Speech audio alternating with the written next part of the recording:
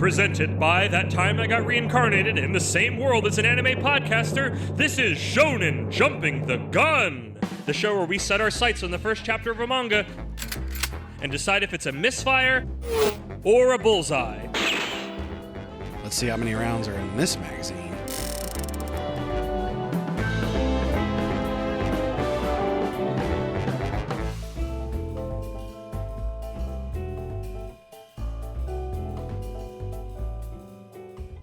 On today's episode, step through that door into a whole new world. It's Drifters.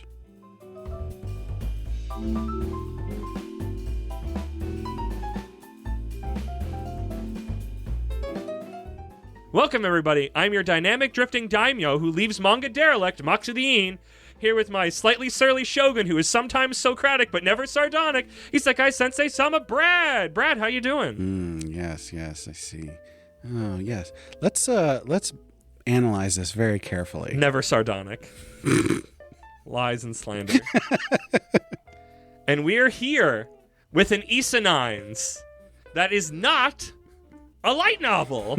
It's one word. They do exist. You're gonna mess up the average in all of our statistics for amounts of words in our Isenines. So here's the thing. It's one word. It's incredible. I was thinking, because we had said before that 79 was going to be our shit one to set a baseline. But then we needed to go back on that because we were still in the Senin arc because we had the 4. Because the jump drop kind of messed with stuff, so we kicked it off. I was like, all right, I'm going to find a specifically Senin isekai, which honestly most of them are to some extent. Yeah, but like in a Senin magazine, I feel like has been the right. Yeah, and I wanted to be like, I should find something that's probably good, at least good in the sense of everyone else in the world besides you, Moxie. Yeah. And so I was looking through stuff and I found this one. And as soon as I opened it, I was like, oh shit, Moxie's going to like this. Because it's from the author who did Hellsing, which you can instantly see in the art style. Yeah. Which, as someone who I've admittedly only experienced Hellsing through Hellsing Abridged from Team 4-Star. This is not far off. I would agree with that from what little I know. But that art style is very evocative. It is not. It is not the uber generic stuff we usually get with a lot of these light novels because there's not an artist at the helm. It is somebody. It is a workman-like artist who's making a paycheck. I have seen, and no shade to them, real Hellsing, like the actual Hellsing, and not just the abridged version. Although the abridged version is really good. I don't know that you'd really care for the regular one. I don't think I would either. But the art style is. I need to ask you things because there was something in here. With this one, we'll get into that. I was just like, I can't tell if if something was here or not, but we'll get to it after the other stuff. So this is by Hirano Kota. Hirano Kota. Already said famous for Hellsing, among many other things that aren't as famous, or at least that we don't know about as much. There's actually, I think there was like 12 other series that he had done. Maybe not quite that many, but because I think some of them were like Hellsing side story or stuff a little like that. one shot or small stuff. But there was definitely, he's got a lot of different work. Interesting. So, Drifters started in April of 2009 and is still ongoing. Yeah.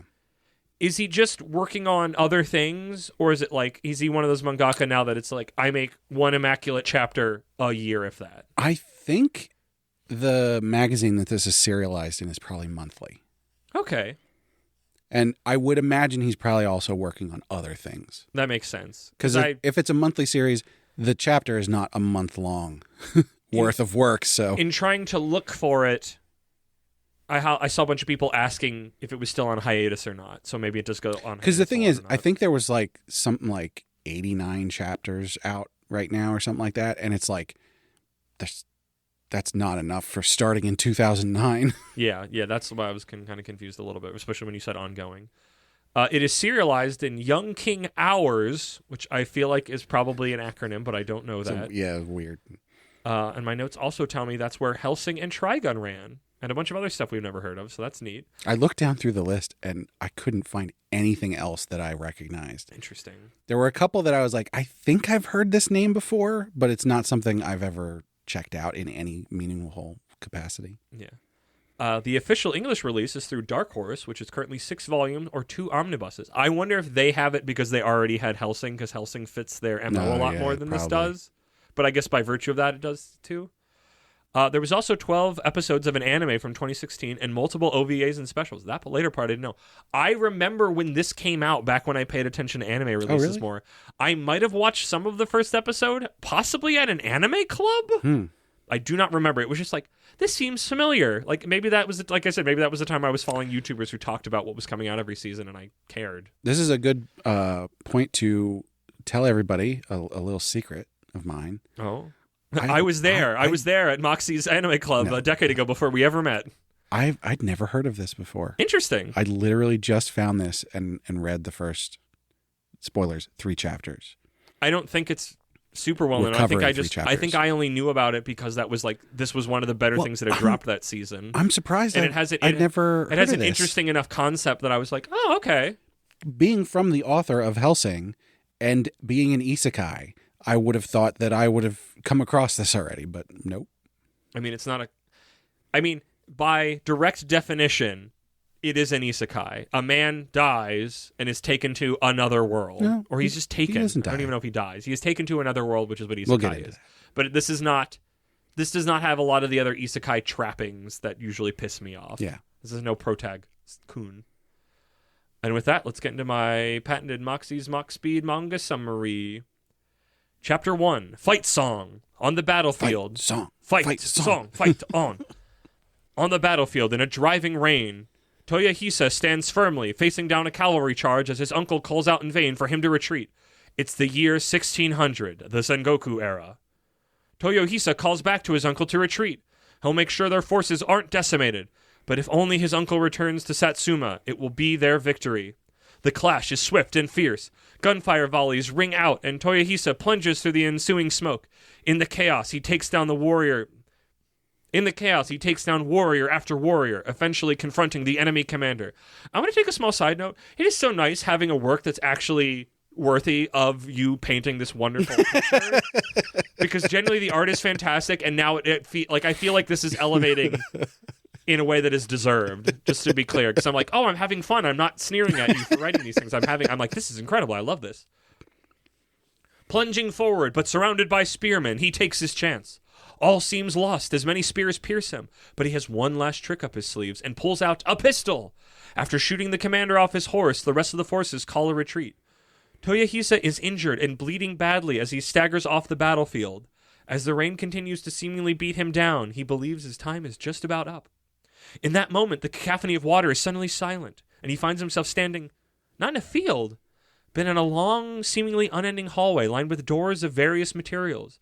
In the middle of the hallway is a desk, which Toyohisa most likely has never seen, and seated at the desk is a man in glasses and a sweater vest. He's reading a book, and a sign hangs from the front of the desk that reads, "Lunchtime. We'll be back in a moment." Chapter 2, Transcending Time. These chapters are short. These are like normal size chapters out of the gate, which is why we read 3, just to be clear. The strangely clad man removes the sign from the desk and checks his wristwatch.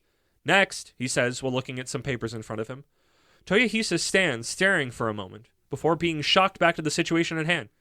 What? Where? Who?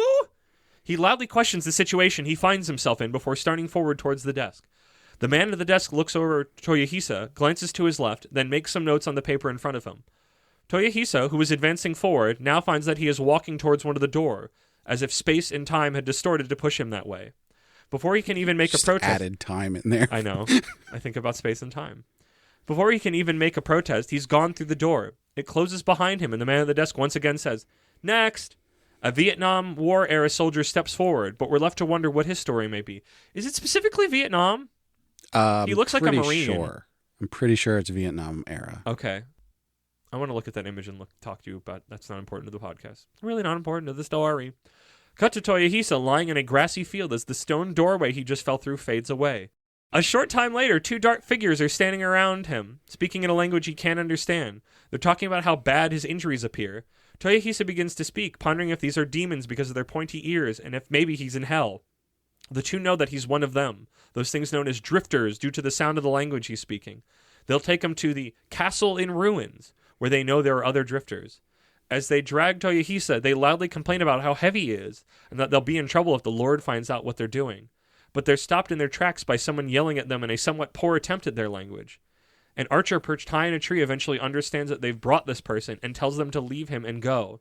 After the two leave, the archer is called out too from within the castle. The person inside tells them to bring Toyohisa inside and gives him the medicine they have. We see the person inside cloaked in shadow with a torn banner above their head as he muses on how interesting this world is. And at this point, if anybody who's familiar with famous Japanese family emblems, they know who this person is. Ooh, foreshadowing. I love it. I didn't catch that until I went back to write the summary. Because it's that flower? Because at the end of the chapter, it's like, oh, it's right above his head. Is it that flower emblem? Yeah. Okay. If you know that emblem, you would be like, oh, that's it's that ambition guy. Chapter 3, The Devil. Toyohisa is dreaming of his father, who in his dream is praising him for his victory in his first battle, but he jolts awake, finding himself inside that decrepit castle. In front of him, the man in shadow says that he's a rather tough man for surviving those wounds. Toyohisa is startled and grabs his sword, drawing it, asking who the man is. But the man asks him the same question back. They stand opposite, Toyohisa with his sword pointed at the man's head, but the man with a rifle aimed at him. In this moment, Toyohisa sees the emblem on the banner. Is that the Moko family crest? Is this man from the House of Oda? The man chuckles. From the House of Oda? No! His is the House of Oda.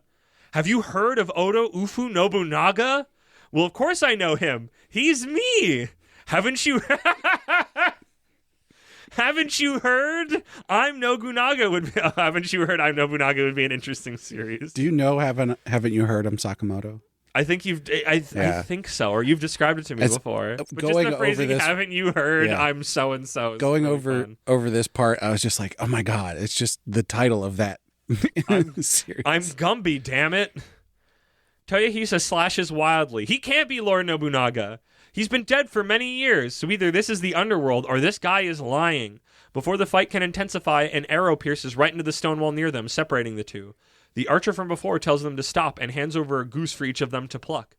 Toyohisa is left sitting next to these two strange people, plucking feathers off a goose. What the fuck is this, he wonders.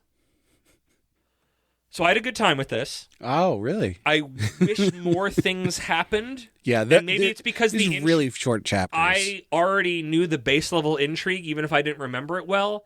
My main thing that kept making me second guess, and I looked around for a little bit, is that the translation I found, because I did not find it officially somewhere digitally. Yeah. And maybe it was on Dark Horse's website, because Dark Horse somehow has their popular series. I don't think there's think so. It's anywhere digitally. The localization the translation felt wrong in a way that I couldn't quite put my finger on. Like it wasn't like bad, but it's that kind of not good that like, am I missing something? Like it just sentences don't, like the verbiage doesn't fit together nicely. Mm. But it's not bad because like there's multiple parts where in the margins they're putting in history notes and stuff. But like the actual, like there's just something. I said you almost certainly did not read the official. I did not read the official one. It just constantly, it was never just like the typesetting was solid. Like a bunch of other, like there was a lot of other signs that it was a good fan translation, but just the way the sentences came together was always just like, this isn't a way people talk, or like it was missing something in a way that constantly made me feel like better prose should be here.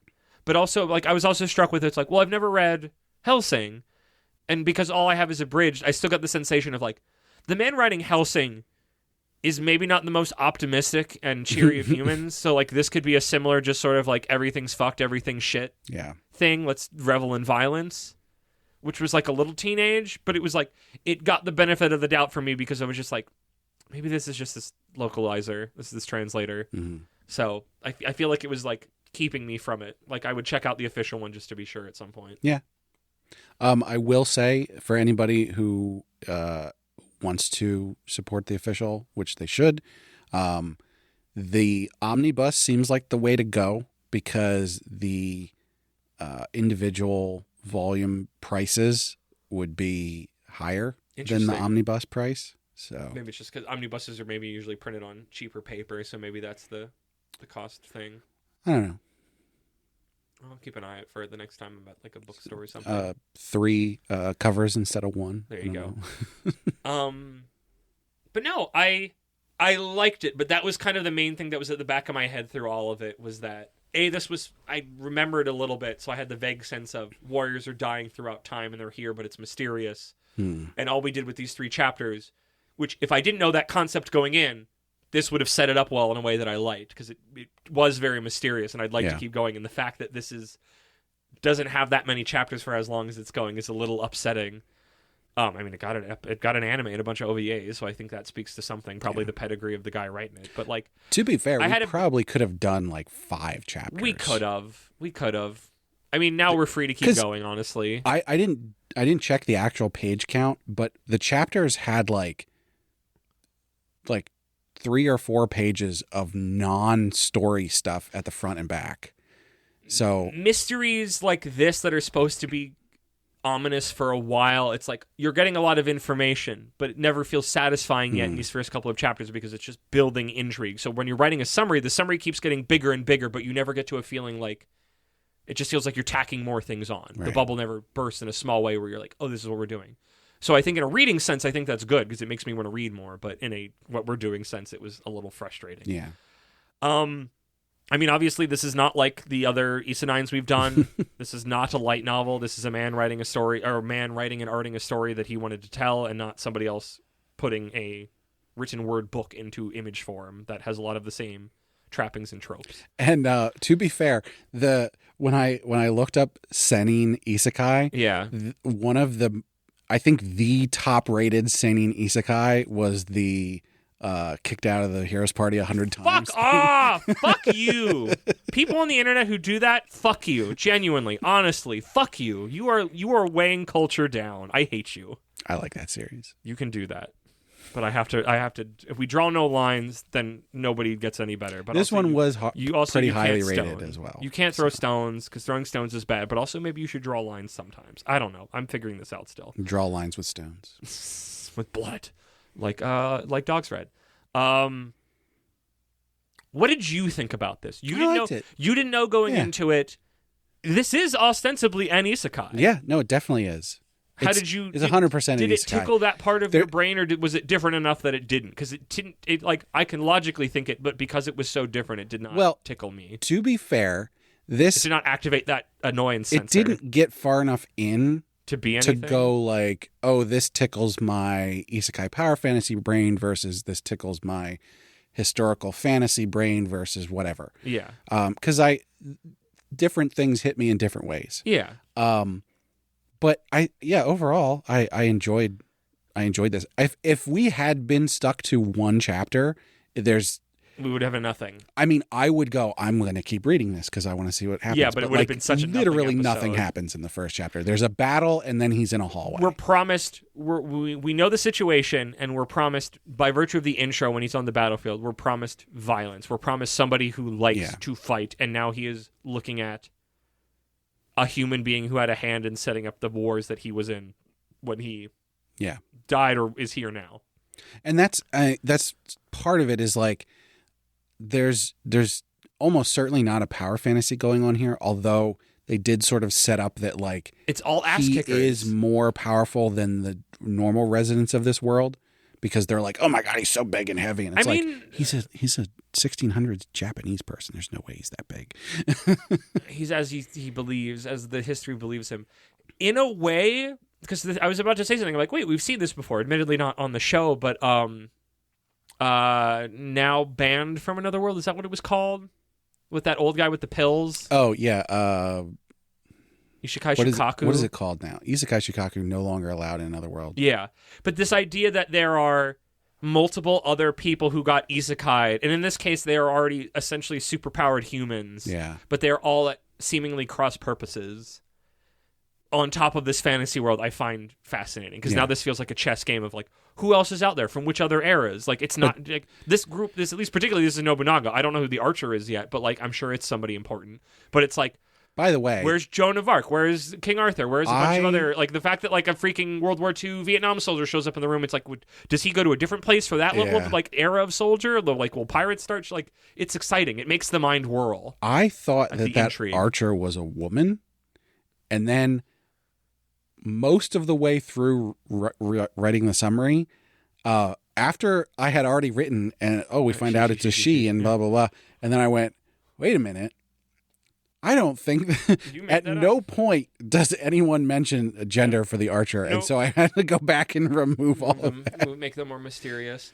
I'm intrigued. I like it's a concept. It's the thing that I love in manga that I don't get in other things. Maybe just because you take on manga chapter by chapter, but it's like, here is, I want to say not the gimmick because that feels like such a derogatory way to say it, but like, here is the concept. And the author gets to tell their story inside that, but also some of the excitement is like, your brain going, and maybe it's just my thing because I like concepts excite me, but it's just like, oh man, who could show up here? How is this going to work? What if somebody has a technological advantage? Like, what is this, like the intrigue of what the world is, but the mind whirls at the possibilities of this little chessboard that's been set up. Yeah. And that's fun and exciting. And also it just helps that like, I like the art style, like the Hellsing art style that this is present here now, that thicker lines, like, I don't see it other places, and it's very unique, and I enjoy it. This is the perfect example of when I say I don't really care about the art, because I don't like this art style.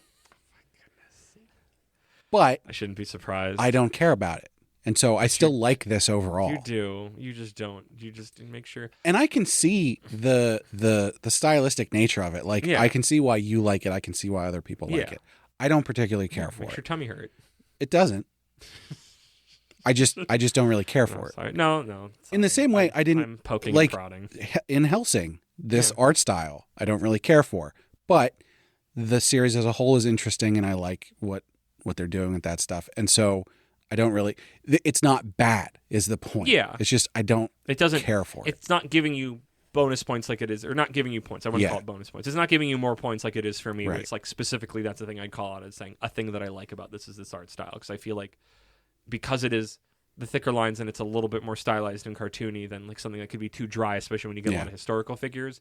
And this feels like we are using that as a backdrop, and this is not necessarily going to be just like a souped up history lesson, but I still might get some history nuggets that are fun. Right. I love how the middle space, or whatever you want to call it, if you don't want to call it purgatory, the afterlife, or whatever, I love how it looks. Mm-hmm. I love that it's just a man with glasses and a sweater vest at a fucking desk with papers. I love, because so many times in all these things, in these isekais that are from light novels, it's like, you go to this very celestial looking space and there's a pretty girl in a dress there to talk to you, and it's like, maybe it's just I'm so fucking Pixar pilled. This does look celestial, but it's otherworldly, but it's not like this weird angelic not space. Or like, here's a big grand table that's in not space. And I am a sucker for the afterlife is actually just bureaucracy. Yes, I'm fucking Pixar pilled. I have the painted sign for Hiffle. I love Hiffle. And that idea that it's just bureaucracy. It's not good. It's not bad. It's just Beetlejuice. Next. Yeah. Next. Yeah. There you go. I love that as a thing that I get, because as soon as I see that cute girl in the dress, I go, fuck off. I'm so sick of this as a trope. And they get some superpower. It's just like, there's the strong guy that you saw in this fight that may or may not be dead, but clearly fought more than any man should be capable. And it's just like, okay, you're going this story. You had no control in it. You don't even get to know what's going on next. And it's just like, what a not power fantasy. Yeah. And not specifically like, ha ha ha, he got demeaned, but just like, I mean, maybe just because in the thing, or normally it's like they show up and they get some super boon for being nothing. It's like, here is a man who was more than anybody, and now he's even confused and on off footing. Yeah.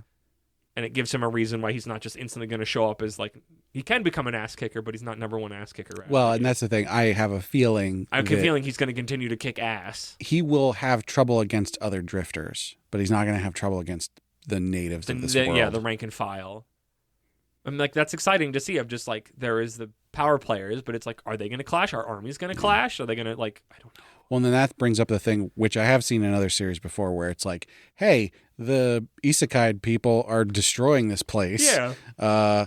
Are you a good one or a bad one? Can you fight the bad ones? I mean, these specific ones only knew of one particular spot to take them, but that's not to say there's not others in other places or ones they've taken there that have left that aren't these two, that aren't Nobunaga. Maybe he's got other people out and about. I don't know. I'm excited. Is he sending all the Japanese people through that stone door? Is it like, that's the thing? Is it Japanese people? Is it an era of warrior? Yeah. Like, would a knight go there? Or like a conquistador? I've got so many questions. I'm excited. You know what my brain is currently thinking about? Do you remember Deadliest Warrior? Yeah. I loved the fuck out of Deadliest Warrior back in the day. That thing was great. I have a feeling if I watched it now, I'd be like, this is silly. What if Blackbeard fought a Vietnam era guy? I don't think that's what they did. I think a knight fought a pirate, and that was one of the classic ones. But like, I love the later ones where it's like Spetsnaz versus some other like Navy SEALs or something, and it's like, what are you measuring nowadays to be able to understand the difference? But just like the way that like, if I think more than a moment about how they correlated the data, but it's like them testing the weapons was fun, and then I always remember the ending fight of what was going on. It's like, that must have been fun for a bunch of actors and stunt people, right? Especially when the ones where it wasn't just like a one-on-one, where it's like a gang of people. Yeah. I'm sorry, I've lost off of Drifters. My brain is going in other directions. I'm reminded of, I wish I could remember the name because I don't think it's a word in English, but there's like a channel that does these really cinematic, staged like sword fights. I need to find the name of it because I've lost it now. I learned about it from another one that I follow. But they're like,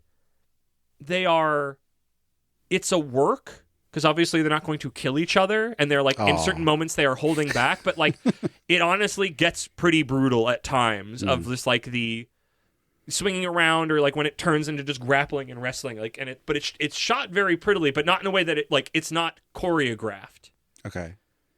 So it's like, I don't even know if they have a winner picked. It's just sort of a general, like, this is my tool, and this is... Because there's one where it's like, swordsman in armor takes on, like, 5 peasants. And it's just, there's constantly moments where they're bopping the armor, and he's just like, I'm in armor, you're peasants. Like, I literally, if I hit you once, you go down. I'll need to show it to you then. Not important to them. But I guess it's my brain is thinking about, like, is this a one-on-one fights, duel situation, or is this going to be battlefields that turn it? It's Dynasty Warriors. A Dynasty Warriors game like this, if it's that, it would be pretty cool. Okay. Drifting Dynasty. I like that. I don't know what else to say. There's like not enough to put my teeth in because it's mostly intrigue, but like I am very intrigued and I'm excited to see what happens. Using historical figures means you don't have to give them as much characterization because it exists and at any moment they can pull from history if they want to.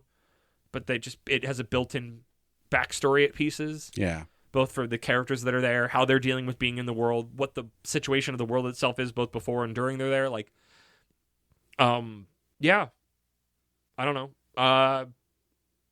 What thoughts do you have before I keep prattling on? I mean, yeah, there's the unfortunate thing is not a lot of stuff happened in these 3 chapters. I know that's the rough thing is like there's not a ton to talk about besides the fact that just there's an overall positive experience. Yeah, of checking this out. A lot of what could be. Yeah. Pick me a historical figure you'd want to show up. Pick me one that could show up, and pick me one that it would be cool or funny that doesn't have to be any basis in. Amelia Earhart. Is that your silly one or is that your serious one? Yes. Fuck you. No, not Justified. That's a good one. I guess because that's where she is. It's people maybe who disappeared. Yeah. I'm sure there's some expeditionary force. I just I want people from other places that aren't just Japan, and I want somebody from like Marco Polo. Oh, Marco Polo. I guess he's an explorer. I guess he could because he died on the journey. True, but he's not like. I mean, I guess Amelia Earhart isn't a warrior. I don't think her plane had a gun attached to it. I wouldn't think. Yeah, she might have had a gun in there, but yeah, true. Yeah, I feel like right now I can speculate and point to other things that this reminds me of. And I feel like you said, even though there was 3 chapters and they were good chapters, there's not enough really to... It's mostly just, I would like to read more. Yeah. Do we land the plane? I mean, we're going to get technical thoughts and feelings. I think this is... I'm going to say good to great. I think everything was executed really well. Again, I don't care for the art style, but like it's consistent and it picks a style. I think the writing is good, to great. And I like the concept. And so just overall, yeah, good to great. And I will say I feel great. I'm going to read more of this. Being in the nitty-gritty reminded me, though, the opening fight, and some of this may have just been, like, the weirdness of the translation in, like, this sort of low hum way that it's like, I can't put my finger on it, but it's continuing to pester my brain. The opening fight I had a little trouble following. It was a little too chaotic.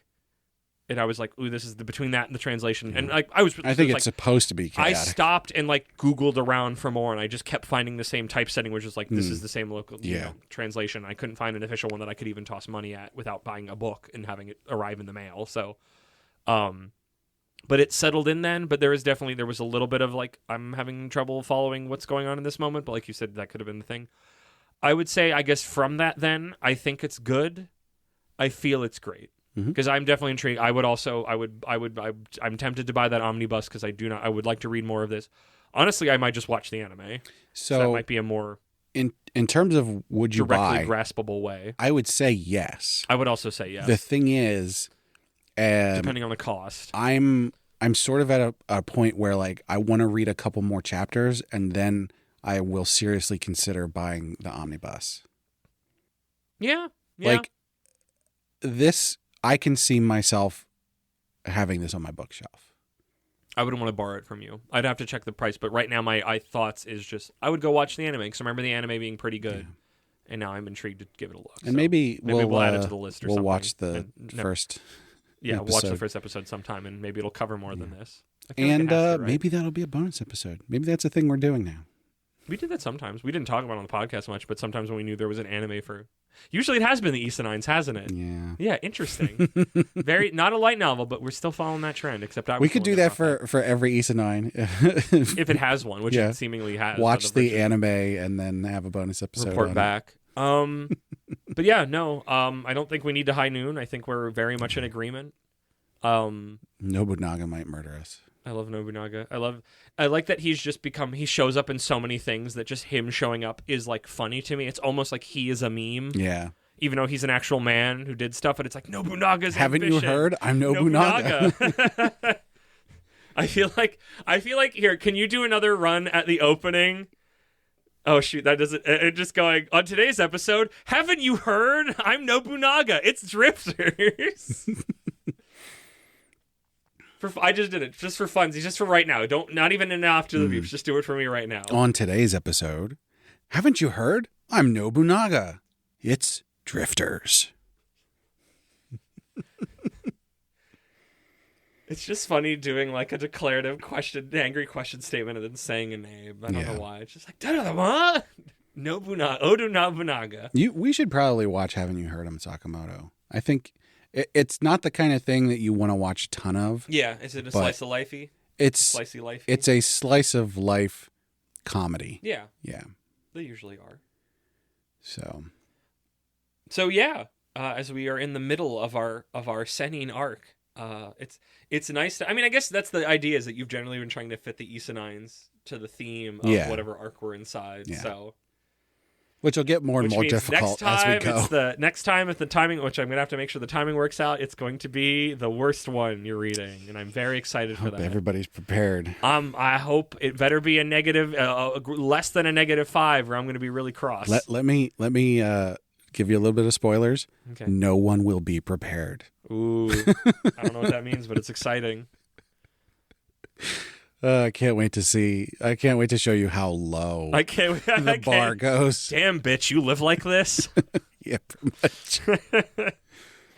I did just clean out my house. You did. I meant metaphorically, but yes. And then I'm going to read it, and I'm going to go, you're reading this. You haven't caught up on Akane Banashi, but you're reading this fucking bullshit. That is a good point. The difference is I'm not multiple chapters behind. Yes. More than anything in that magazine that you're behind on, that's the one you should catch up on. Yeah. It's generally the best thing. Disagree. Yes, I know. I'm telling a fish it's to be swimming in water that it's already swimming in. It knows it's a fish. I caught up on Kill Blue and then haven't read more. You lost all your momentum. I'm here to chew gum and read manga, and oh my gosh, I have so much gum I don't need to read this manga. Well, we're not going to record again for like a month, so I can catch up on stuff. Sure. Tell yourself lies. So yeah, that's been the episode. Brad, teleport through time and space and hit me with those plugs. Well, as always, we want to thank Sugoi Mart for partnering with us. Sugoi Mart's a retailer of Japanese snacks, drinks, toys, and merch, all kinds of cool stuff you can't get outside Japan. Our listeners can click the link in the description or use code APR15 at checkout to get 15% off their first order. And we want to hear from you, so check out our social media links up on our website, animepodcasterreincarnation.com. Best place to talk to us is on our Discord. You can just drop in there and mention one of our names, and we'll chat to you about pretty much anything. You can also find a link up there to our Patreon, where our supporters get perks like getting to vote on what series we cover on heroin addiction, getting bonus episodes. As I mentioned, we might do some extra bonus episodes, as well as getting the high-quality stereo version of the podcast early. And, of course, we have to shout out our patrons. So, first and foremost, at our noble tier, we have our marquee, Sir Cakedwarf. At our reincarnator tier, we've got Moon. At our merchant tier, we've got Imaginary Numeral. And last, and certainly not least, at our commoner tier, we've got Rena, Laura Carroll, and Last Man on Earth. So thank you so much to all our patrons. Thank you for that, Brad. Thank you, patrons. Thank you, everybody, for listening. Make sure you listen to all the podcasts in our feed. And, Brad, if a door opened up here and somebody from time and space came here to podcast with us, who would you want it to be? John F. Kennedy.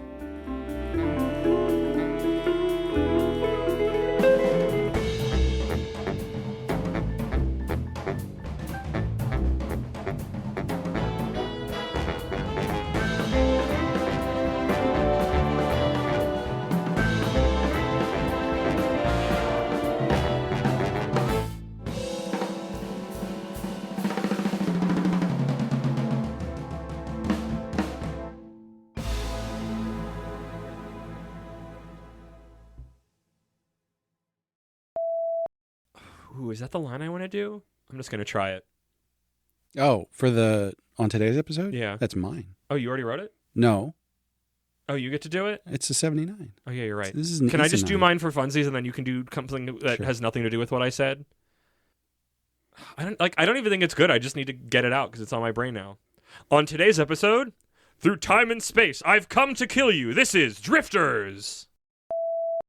This is weird because I don't have to say a big long name that's I know, that's why, like, as soon as I saw that it wasn't a light novel, I went, oh. And then when I looked at it, I went, oh. On today's episode, this time, it's bureaucracy and not a cute girl. It's Drifters.